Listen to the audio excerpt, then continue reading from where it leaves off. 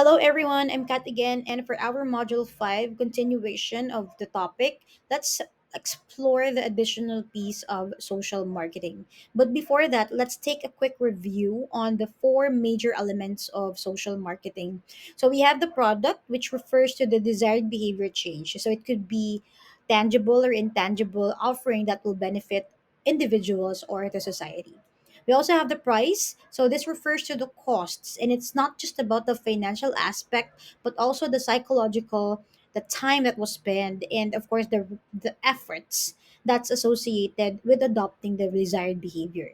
Now, next is the place. So this refers to the where and how the target audience are able to access those product, the services, and the information to be able to facilitate the behavior change. And lastly, the promotion. So this involves, of course, the strategies that we use to communicate and convince or persuade our target audience to be able to adopt the desired behavior. Now, the question here is, why do we need these additional P's? Okay, so while these traditional four P's are important, they don't really fully capture the complexity and in terms of influencing human behavior. So that is where these additional P's come in. So these additional P's are able to ensure that the campaigns are not just well planned, but they're also sustainable and impactful to our target audience. So let us break them down one by one. So first is the people. So these are the target audience, the stakeholders, and individuals that are involved in the implementation of a social marketing campaign. So I'd like to take anti-smoking campaign as an example. So of course, the audience for this campaign is not just the smokers but also the non-smokers, right? And next is the stakeholders. So these are the government health officials who are involved in the campaign, and lastly, our influencers who are the medical professionals that where they make sure that they inform the society on the bad effects of using cigarettes, right? Now, let's move on to the process. So, the process is it is represents the step by step methods, right, that we use to deliver the campaign effectively. So, we need to make sure that our target audience understand what they are supposed to do and not get confused, right? So, for example, during the COVID-19 vaccination campaign, where there were step by step process that we need to follow. So, first is they provided the public awareness, right, through social media, and next is the campaign had convinced people to, of course, register online in administering the vaccination.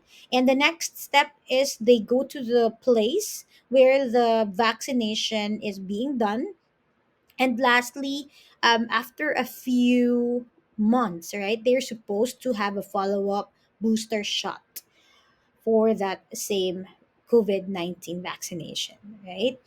Now, let's move on to the presentation part. So, this refers to how the message is visually and verbally conveyed to the audience, right? So, we have again, let's go back to the anti-smoking campaign as an example. So, as you guys can see on the pictures here, they have strong visuals that pictures real life accidents to be able to grab the attention of the audiences. And there are also some emotional storytelling where they feature people like the children and the no smoking month, as you guys can see in this picture. So it provides an emotional storytelling, and like slogans like don't let tobacco take your breath away, right? So it these are interesting types of branding and conveying messages that will really retain to the minds of our target audiences. Okay, now let's move on to the positioning. So this is how a social marketing initiative is framed in the minds of the audiences that will distinguish it from other campaigns or competing influences. So, for example, it's a pretty old example, but we have the Yossi Kadiri anti-smoking campaign, which was launched in the 90s by the Department of Health. So as you can see, Yosika Diri was actually represented by a mascot with an ugly wrinkled face that represent the negative effects of smoking. Right? Very interesting in terms of positioning. Now, next is the partnership. Of course, the partnership involves the collaboration within organizations, businesses, and our government, of course, to expand the campaign's reach. I'd like to take Brigada Escuela program as an example. So yearly we have that program. You also it's about um, to happen for the Brigada Escuela 2025 this July. But let's take the 2023. So the success of Brigada Escuela, of course, relies on the partnership between the government, private sectors, NGOs, and local communities. And Department of Education also partnered with other pool resources like construction materials, the cleaning supplies, and the manpower to be able to maximize the campaign's reach. So this campaign emphasizes that of course, education is a shared responsibility that will encourage active participation from different stakeholders, right? Okay, now let us move on to the policy or politics. So, as from the word itself, policies and government support can, of course, influence the success of a social marketing campaign. So we have I'd like to take these campaigns as examples, right? We have the no to plastic bags. So we've also included there some of the laws or our ordinances related to this that that the government had provided as part of their influence in making sure that the social marketing campaign is a success.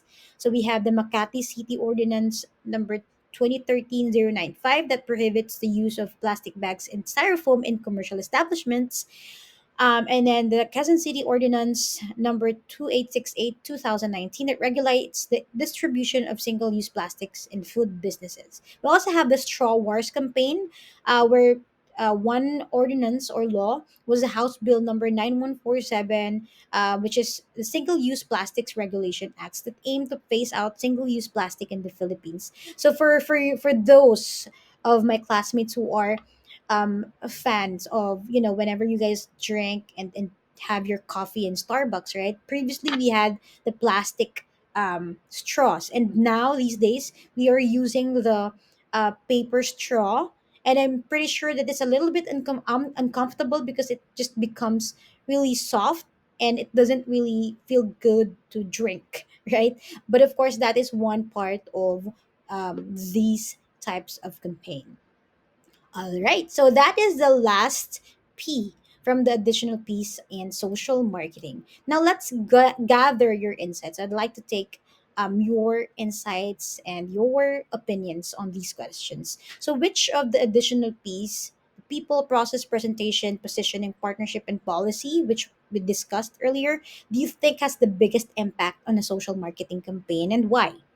Do you also think that emotional appeal, like the fear, hope, or humor, plays a big role in social marketing campaigns?